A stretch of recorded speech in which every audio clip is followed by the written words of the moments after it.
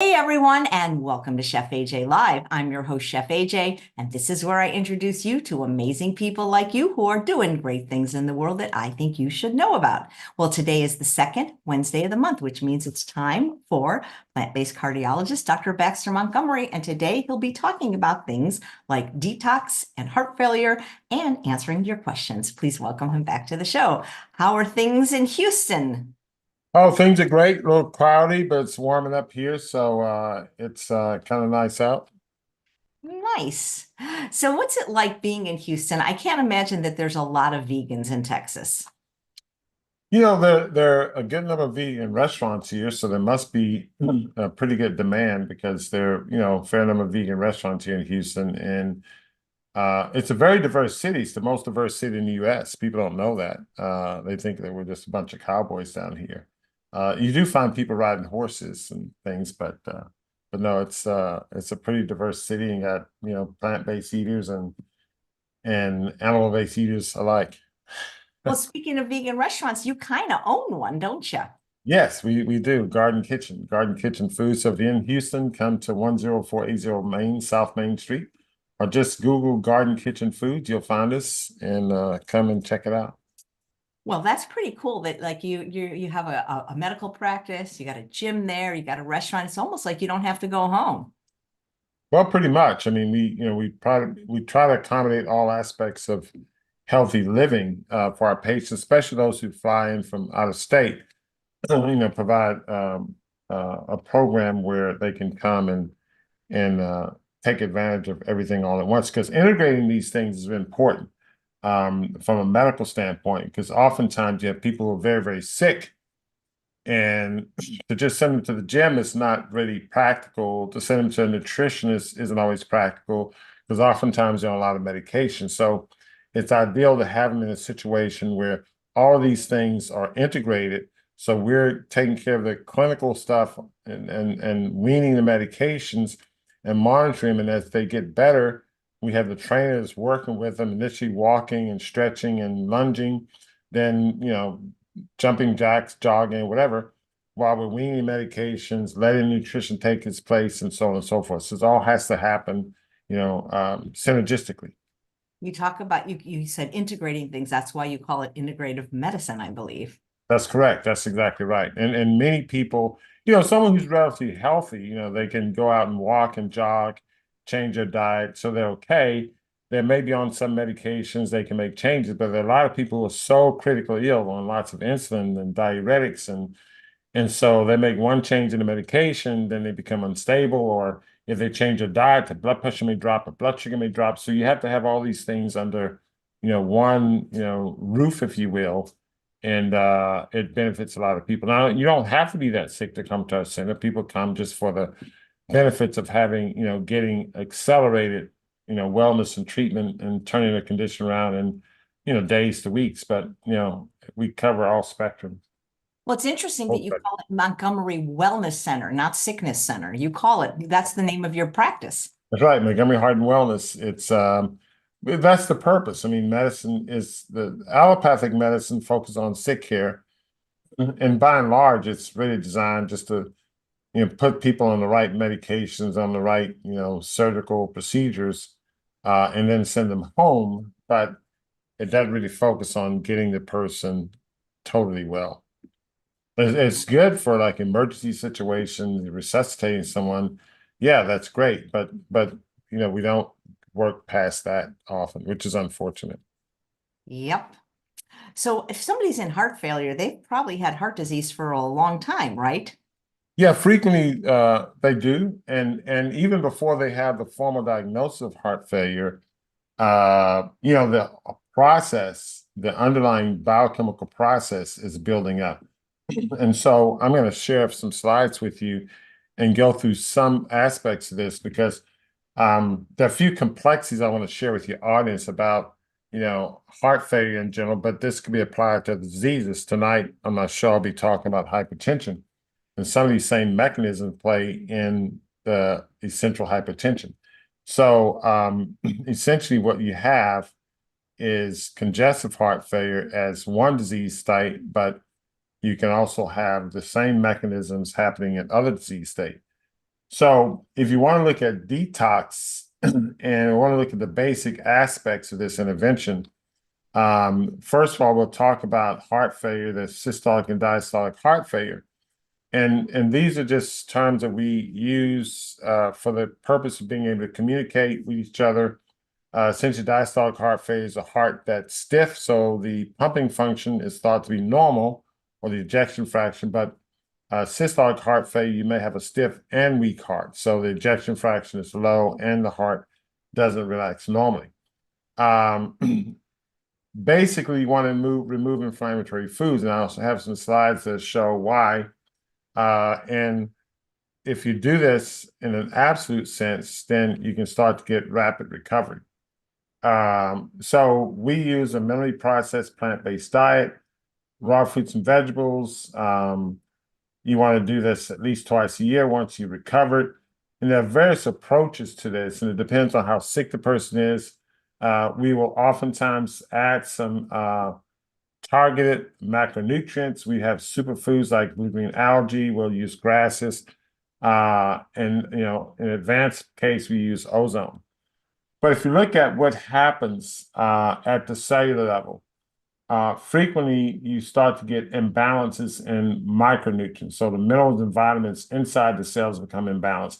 We like to talk about sodium a lot. Don't take so much sodium.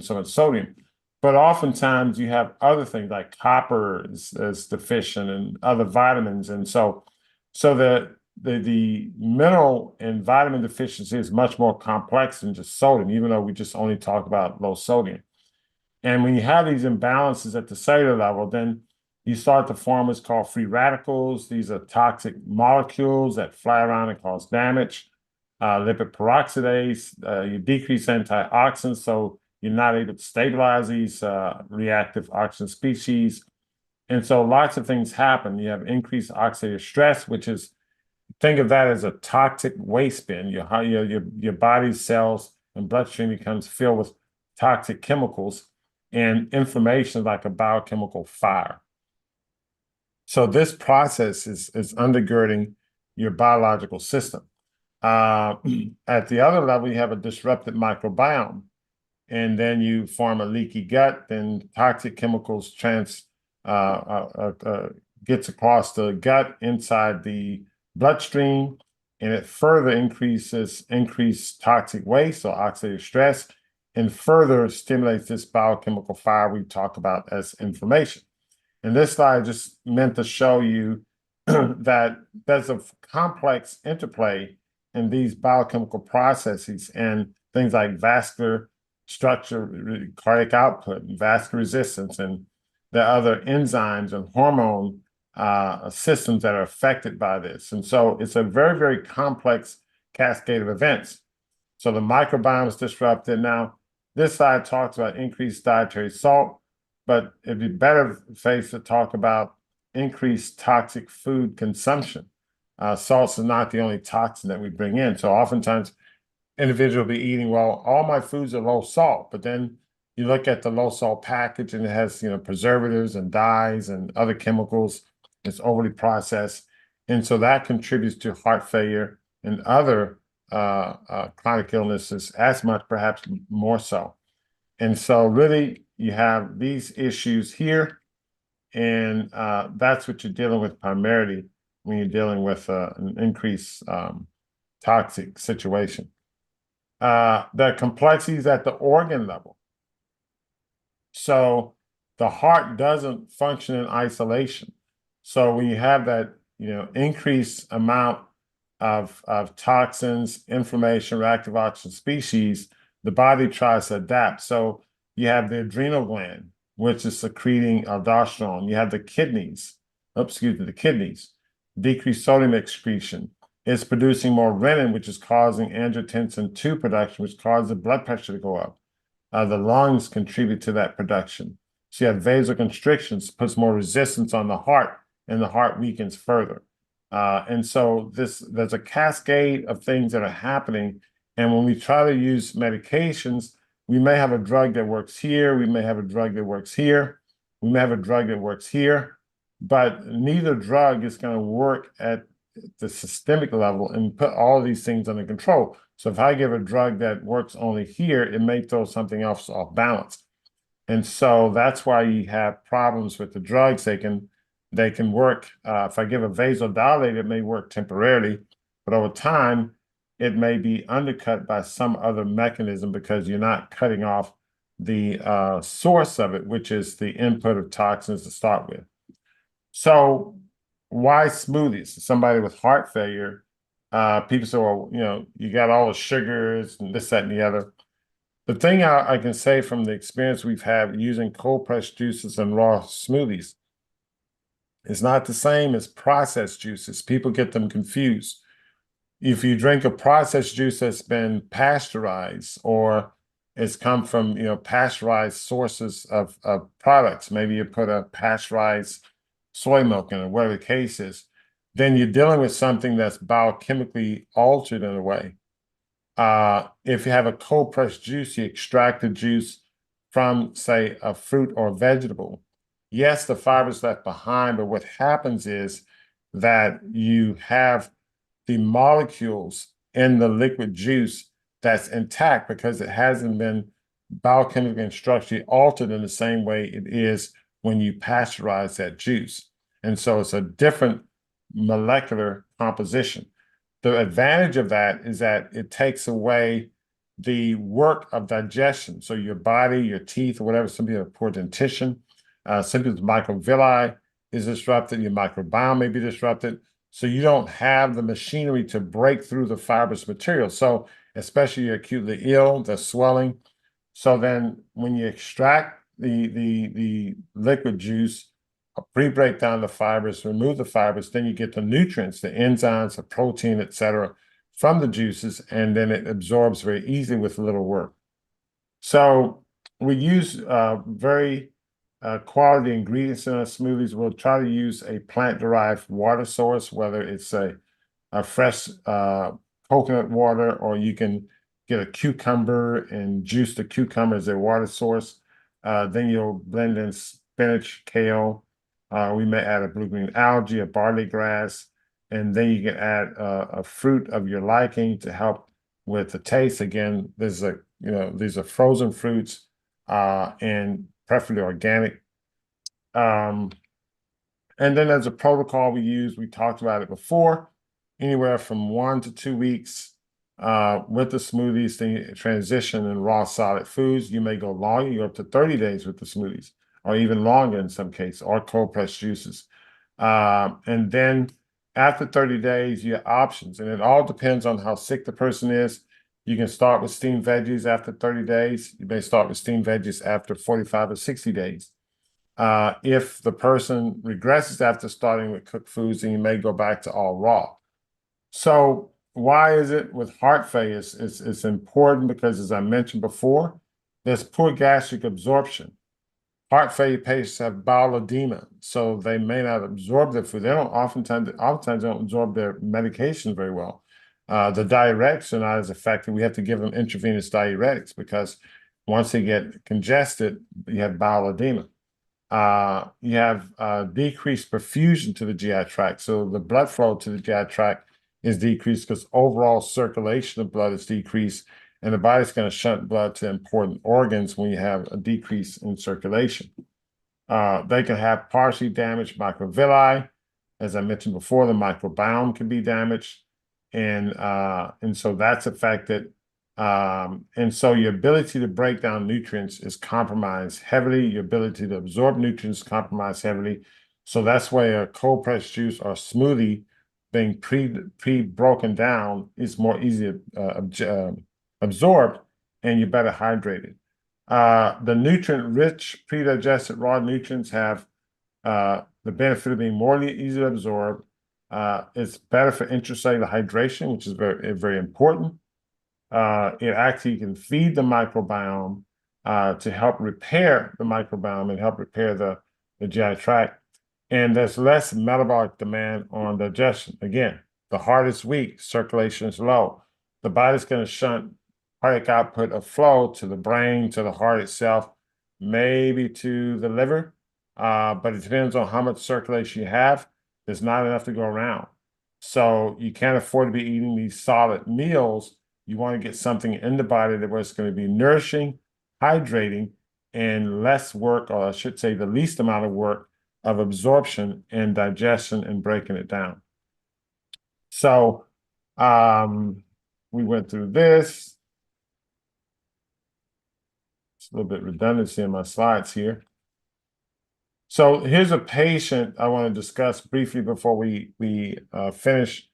A 75-year-old lady came with stage 4 kidney disease and heart failure, severe mitral regurgitation.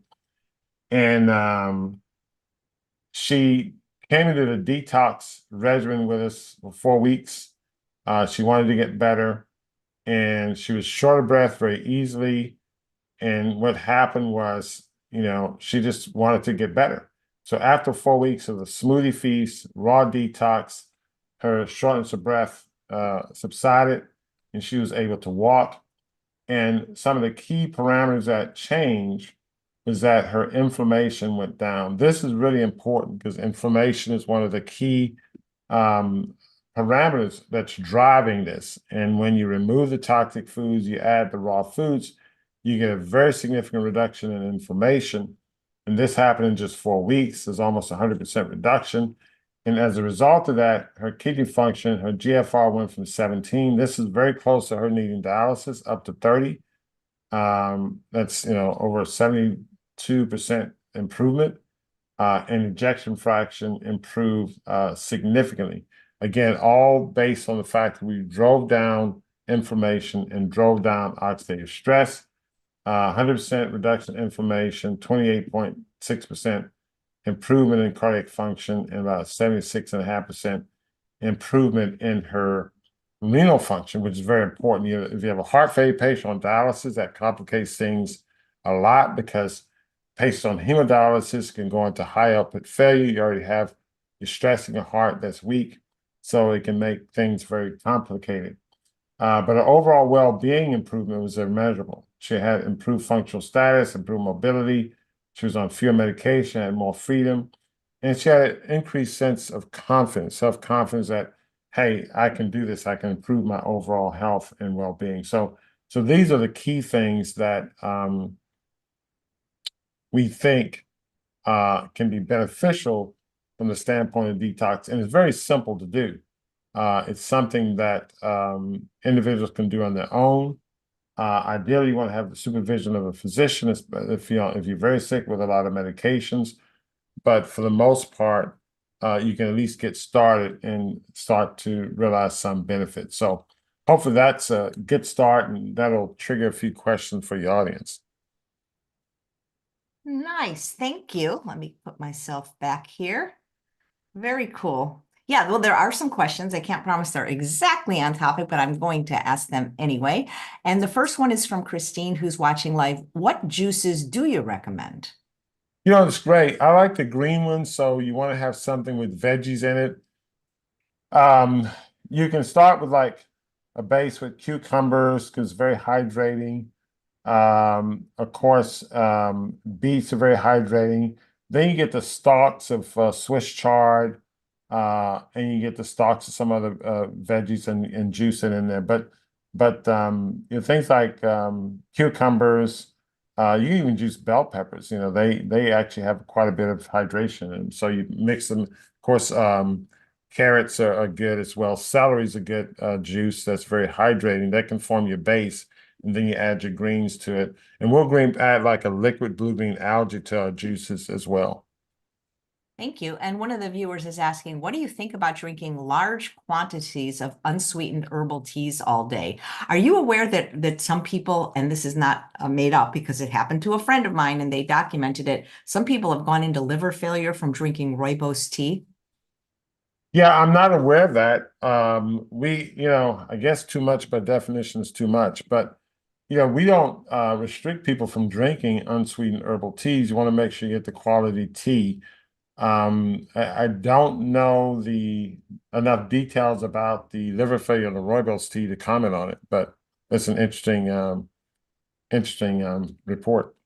Well, it was actually one of the other regulars on the show, Dr. Peter Rogers, that diagnosed it. It was, you might have heard of Jeff Nelson. He has a big YouTube channel, Veg Source, and it Uh-huh. actually happened to his wife, and the doctors were stumped. And Dr. Rogers had remembered hearing about cases of it, and it turned out that's what it was. And yeah, so anyway, also, Yeah, what are large quantities, you know? exactly. I'd be curious to know how much. I mean, you could put yourself in, you can cause hyponatremia by drinking too much water. So too much by definition is too much. And so it's interesting to see, and you wonder what other underlying issues were there with the liver. So.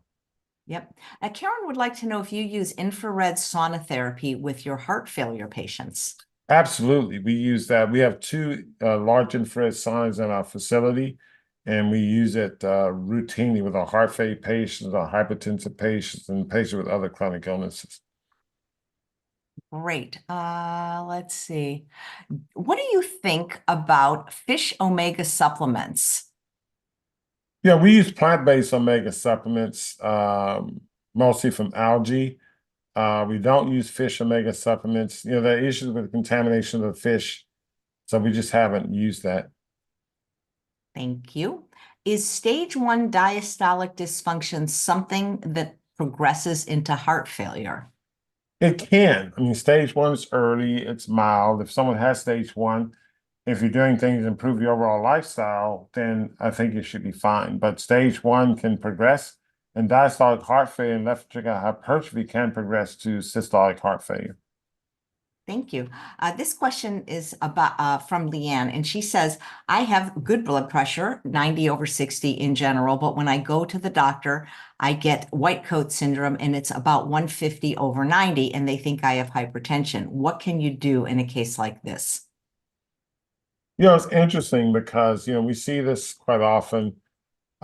You really want to do an evaluation of so for example, when you're at home and relax, that's one thing. Maybe you want to do an experiment, check your blood pressure when you're out at the mall or you're shopping or when you're doing something other than just at being at the doctor's, yeah, you're there, you're waiting, there's some level of stress, but there are other environments where you're stressed too. So maybe you get stressed out in traffic. So, maybe you have a machine and check your blood pressure when you're waiting in traffic or you're traveling somewhere where you have to meet a deadline or you're at work, you have to meet deadlines. So you get blood pressure in some of those settings. I'm not saying you have to do it all the time, but if you do spot checks and you say, well, hey, my blood pressure is elevated in any situation where there's some amount of stress, then you know that, okay, it's not just the so-called white coat, but it's anytime you're emotionally stressed or busy or something like that. Yeah, that's interesting. It's amazing that stress can actually cause that, huh? Yeah, mostly stress, emotional stress rather, can bring out angina. So we have individuals who have coronary disease and they have, they may exercise, they won't get any chest discomfort, but when they get upset with somebody, they'll have crushing subsentinel chest discomfort. And so there's some physiological benefits to exercise that may counter the cause of angina, as opposed to when you're at rest and emotionally stressed, you're just getting the increased adrenaline and other things, which, it's not countered by some of the physiological benefits of exercise. Interesting. Thank you. Gretchen says, my mother has CHF and has a pacemaker. She also has microscopic colitis and was advised to eat a low fiber diet. So she eats meat and veggies only. Do you have any advice for people with colitis? Yeah, we see patients with colitis and other inflammatory issues in the GI tract, and we put them on the plant-based diet. Some of the individuals who may be challenging, people with, irritable bowel or inflammatory bowel, who are like in an acute or subacute flare, they may not tolerate raw plant foods or veggies. So that's when we put them on like a cold pressed juice or smoothie regimen. So there's not that requirement to break things down.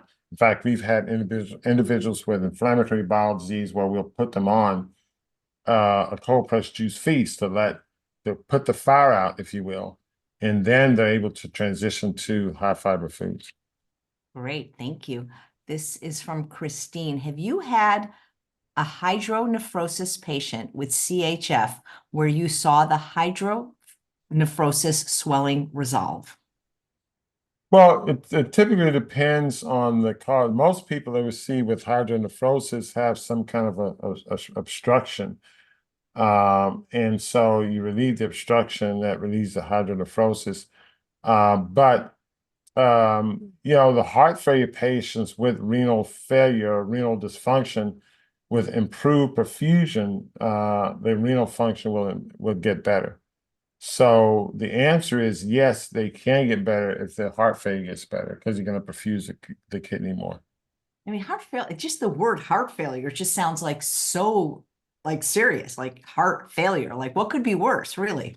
No, it seems very drastic, and the term is sometimes can be a little misleading because essentially what it means is that the heart is just not delivering blood commensurate to the body's needs. And so maybe you can call it like, heart weakening or heart slacking off a little bit or something like that. That's so well. I mean, a lot of times you hear congestive heart failure. Are there different kinds of heart failure? Yeah, the term congestive heart failure is not medically accurate. We used to use that meaning where the heart is weak and there's also pulmonary congestion. In other words, a person's volume overload, short of breath, and so on. So this is a person in congestive heart failure. But a person can have a weak heart, but not be in congestion, not be in pulmonary congestion. They can actually be, you can have heart failure and be volume depleted, so dehydrated. And people think that, oh, they're in heart failure, they're overhyped, so we won't give them IV fluids or we'll give them diuretics or whatever. But that's not always the case. Heart failure is a physiological syndrome, is not necessarily a volume status description per se.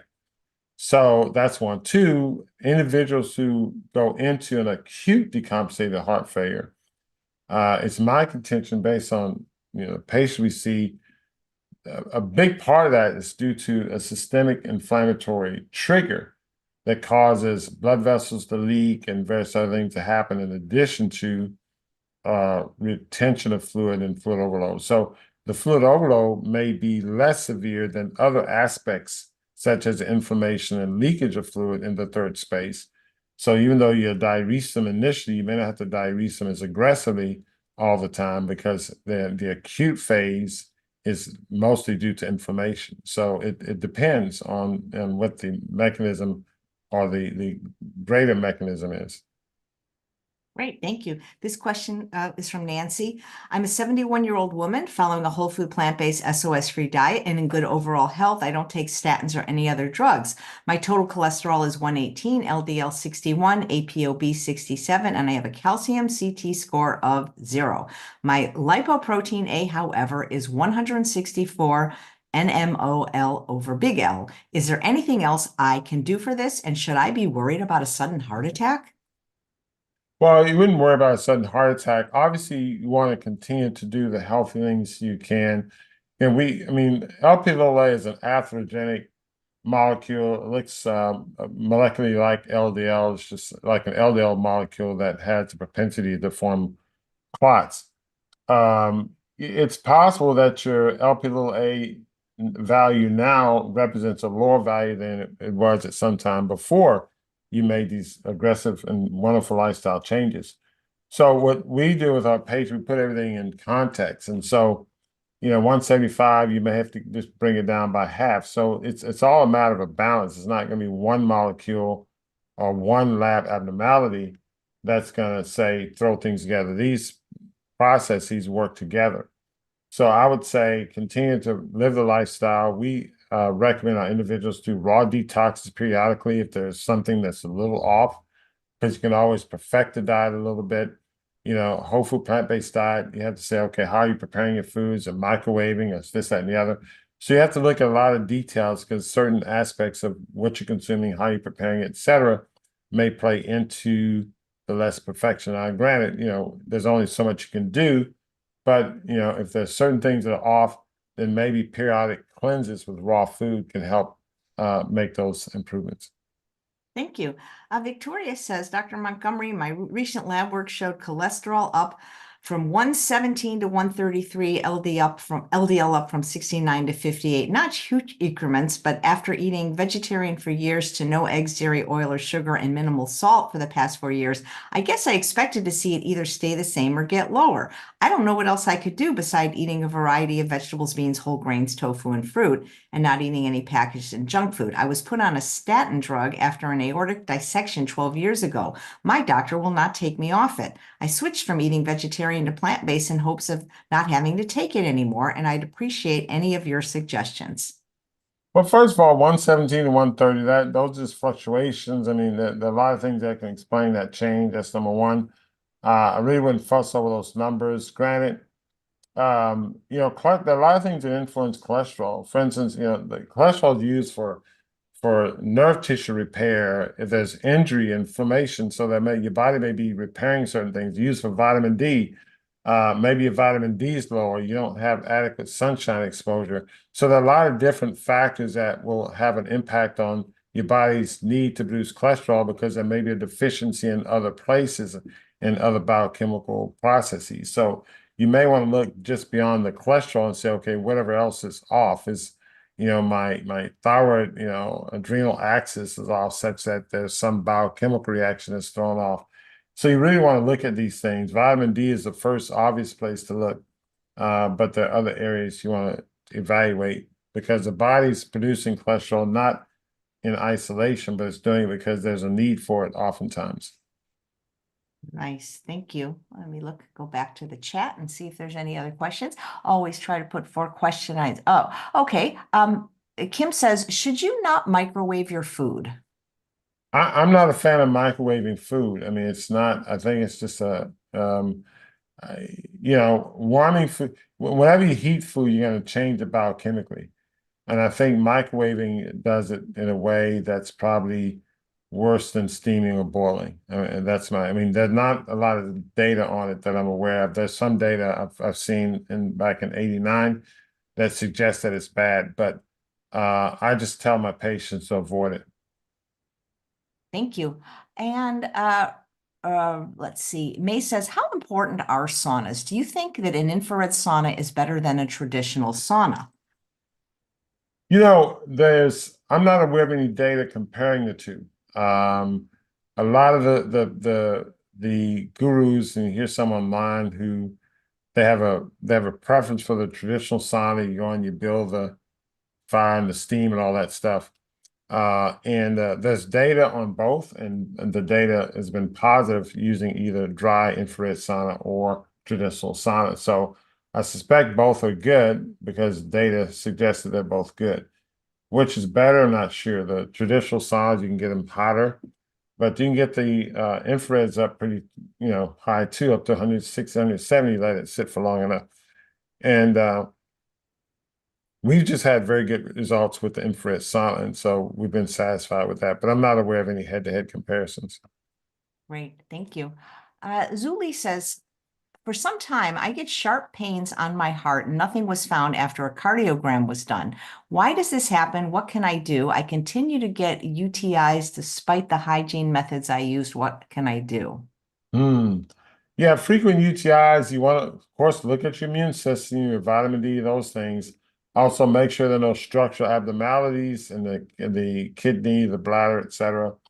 Of course, contamination, animal product contamination. If you're not a meat eater, someone else is, maybe they're cross-contaminating your environment.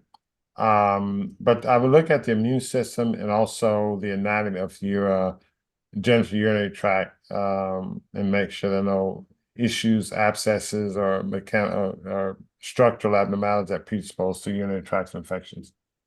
Nice. Like when you die, is the heart the last thing? Like once it stops, you're gone. Yeah, pretty much. I mean, the thing is that we see a lot of people going in cardiac arrest, but if you go into cardiac arrest and the heart stops, if it's not stopped for too long and restart it and get perfusion to the brain, then you're okay. If the brain goes unperfused for too long, then that really is what takes you out. But yeah, we can, in most cases, get the heart restarted. It's just the brain that has trouble if the heart's been out for a while. Wow. Okay.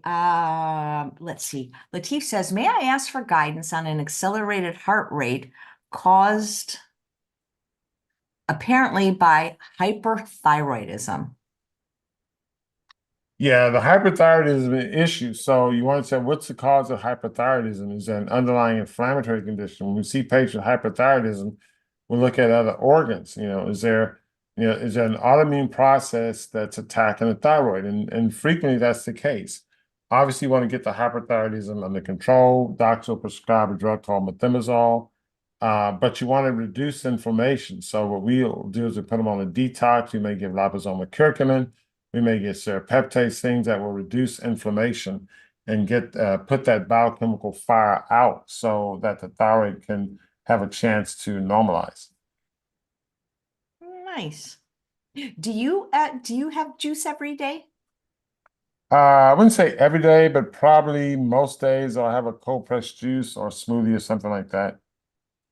Yeah, it's great. Isn't it great working where you got a restaurant right there? Yeah, it's helpful. It's helpful, especially when I'm busy and I don't have time to prepare this stuff myself. You and Dr. Goldhammer set your business up. It's really great to have chefs right there, right like within walking distance. That's wonderful. Zuli says, where can I find this doctor? I would love to consult with him. Well, we're in Houston, South Main. If you go to my website, montgomeryheart.com, it's montgomeryheart.com. You can find us. All of the information is on the website, the phone number, the address, and give us a call. We'd be glad to bring you down or talk to you. Thank you. Let's And we see. have a lot of online communities, and so there are different ways of accessing. If you can't come to Houston, we have online coaching programs and the like. So there's a lot. There are a lot of resources. So if you reach out, one of our team members can get with you and share that information with you. Thank you. One of the viewers is asking, do you recommend no nuts for patients working on reversing coronary artery disease, or a small amount still okay? Small amounts are fine. Obviously, I promote that the nuts and seeds and high-fat foods be raw. So cashews is hard to make them raw. They have to be steamed shell. You could probably get raw walnuts, probably get raw pistachios. So you want to go with the seeds and nuts should be raw. Too much by definition is too much. If you crack the shells yourself, that helps you limit them, as opposed to just eating them out of the bag. But we're not. I don't really heavily promote that like zero fat diet, concept, because your body needs healthy fats, and so I think that's important. Thank you. This is from Vanessa. She says, I'm 56, overweight, and on a CPAP machine for sleep apnea. I recently had a stroke. Can you explain why this happened? No doctors are addressing my diet, and they've put me on lots of medication. Yeah, well, I mean, being overweight, having sleep apnea, those things predispose to arrhythmias. You can have an atrial arrhythmia, which predispose to stroke. Frequently find atrial tachycardias or atrial fibrillation in these individuals, and then that'll predispose to a stroke. But it's not just the atrial fibrillation; it's also the underlying metabolic compromise. So someone, if you're overweight, that's a sign, that's an outward manifestation of an inward biochemical and physiological imbalance.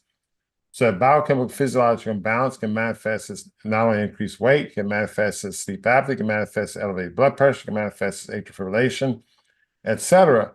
And then that person is in a hypercoagulable state. Why? Increased inflammation potentiates a hypercoagulable state. So that predisposes to blood clot formation. The blood clot can form in the heart and break off and go to the brain. It can form in the brain and thrombose. So all these things sort of work together synergistically and work against your health. Thank you. One of the viewers are saying, what plant-based foods contain the most omegas? Well, the ones that are going to have, fats in them, okay, you're going to have, avocados will have it, seeds, chia seeds, are lots of omega-3. Flax seeds have good source of omega-3 and omega-6. So your seeds are going to be very good in that, and your nuts will also be good. Nice. But the algae, don't forget the green algae. So those are also good sources of omega-3. Thank you. Susie says, what type of juicer do you recommend? The juicer that I have is the Nama J2. I think they also came out with another version of Nama J2, but I have the Nama J2 juicer, which has a large opening, and we use that at our place. But the Omega Vert also has a good one. So you want one that's like either an auger or a masticating juicer, so it doesn't oxidize the vegetables and fruit and vegetables as much. Right. I'm going to have a juicer on the show because I wanted to get the Nama, but it was like almost $600. And then John Kohler, who's been on the show before from Discount Juicers, did a video on a Tri-Best that is like their version of it for like 2/3 less. And I'm gonna try that because I just didn't feel like paying $600. More 170 is more my speed. And also this one is so small you can travel with it. So I thought, hey, that's a so anyway, we'll let you know when that show happens. Oh, And that'd be great. yeah, I'll let you know. Karen says, does Dr. Montgomery do health visits with patients from Florida? We have patients coming from all over the country, and we have international patients. People come from all over the place to our center, and we see them. Yes. Yeah, but can you see them virtually if they're not to you? Like you can see anybody that comes to you, but can you see people virtually if they don't live in Texas? Typically, what happens is that Texas state licensing require at least one face-to-face, and then we can follow up virtually. So it has to be one face-to-face in person, and then we do follow-up virtually. Sounds good. And Cynthia says, when is your next book coming out? Oh gosh, that's a great question. I'm in the mental process of developing it. I would guess 18 months, but don't hold me to it. Okay. It is can you tell us what it's about? Well, I'm going to talk about this integrative approach to medicine. So we're going to look at the nutrition and other things that work together. I'm going to, describe the science behind it and so on. Thank you. And Christine says, are all seeds from fruits able to be juiced? That's a great question. I don't know the answer to that in the absolute sense, but I remember hearing someone talk about the benefits of eating the seeds with the fruit, because seeds have lots of nutritional benefit. They have anti-cancer fighting properties like apricot seeds and other seeds. And so certain seeds have certain like cyanide in it, which has, can, kill cancer cells but not enough to kill you. So I don't know the answer to that because I just haven't looked into it, but I suspect that the seeds are in the fruit and they're probably there for a reason, and it probably have some benefit. Okay. I know you can make like water. I've seen people make like milk out of watermelon seeds. Mm-hmm. You Yep, know, I've heard it. I haven't done it, but I've heard of people doing that. But yeah. interesting. I've made milk out of zucchini, and zucchini is actually a fruit and it has seeds. So go figure. Teresa says, I have episodes of very high blood pressure, 160/90, even though I eat a whole food plant-based diet. It is often normal, but any kind of stress raises it. What should I do about this? I have a suggestion. Avoid all stress. Yeah, you want to control your stress for sure. Look at things like time restricted eating, make sure you're preparing your food properly, look at things like that. But exercise, stress control is good. I would like to get that zucchini milk recipe from you, by the way. Honestly, it's just zucchini. Like I made it in the Nutri-Milk. I made it in the blender. You can strain it. I was out of plant milk and I was doing a recipe and I'm like, well, what can I just turn into milk? It actually tastes pretty good. So yeah, I'll have to try it. it's amazing. You can pretty much make milk out of anything these days. Potatoes. You name it, you know? Do you do any cooking for yourself or do you just get all your meals it's your restaurant, so I'm guessing you can eat for free, right? Yeah, no, I still pay, but anyway, no, I Pay at your own restaurant? How's that working? That's weird. my son runs it. He's Oh, tyrant. But anyway, to keep the book Funny. straight. Oh, that's funny. That's so nice. Do you tip? I'm just kidding. No, I do prepare some things at my house from time to time. So yeah. Mm. Marsh says, I'm 54 and have heart palpitations and feeling much better, but I was wondering if it's okay to do a 30-day juice. Maybe you mean juice fast. And which fruits and vegetables do you recommend? I tend to recommend the ones that you like. You want to do a variety. As I mentioned earlier, you want to juice things like cucumber, celery, carrots, beets as sort of your bases, and then you can add different things on it, to it rather. You can do like a apple beet ginger, it has a little zest to it or something like that. Or you may have pear with celery and Swiss chard, things like that. So you do a variety of things that have greens and fruit in it combined. Yep. Is there anything one should not juice? Goodness gracious. I remember being taught, and I think it was a relative or a friend of someone was telling me, it was early in the days we were juicing, and I was talking about getting off the meat, and I think they were joking and said this, so they said, "Hey, I have an idea, we can juice the meat." Mm. So, so that's certainly something you definitely wouldn't want to juice, Yeah, but it doesn't that, sound very good anyway. yeah, so that was a joke. But plant-based foods for the most part, I've not come across, the things I would say, and it's not because it's absolutely bad, but the leafy part of the greens, if you try to juice in, the yield is not that good. So if you have a green, you want to juice the stalks, like you have spinach and all, I would say it's better to juice the stalk as opposed to trying to juice the greens because the water yield is less, but it's not like it's an absolute no-no. Yeah. Do you remember in the 90s, there was a very popular weight loss drug called fen-phen, and then the FDA pulled it off the market because they said it was creating heart-lung defects.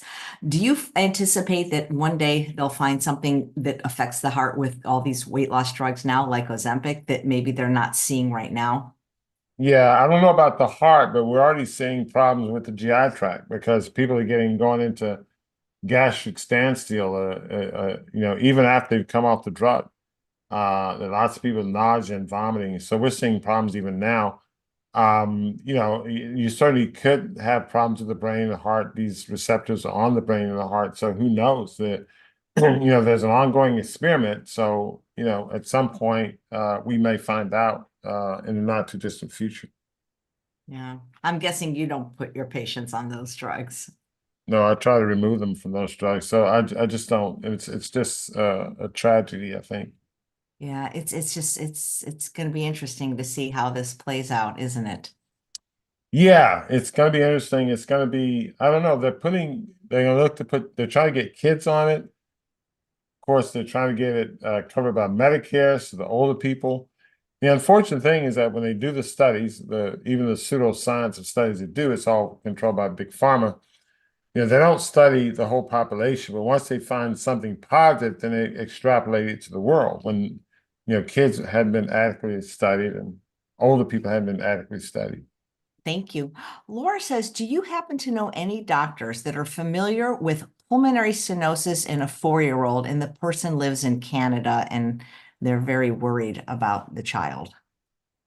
Yeah, I mean, you should find a pediatric cardiologist to work with, and I would hope they have such people in Canada.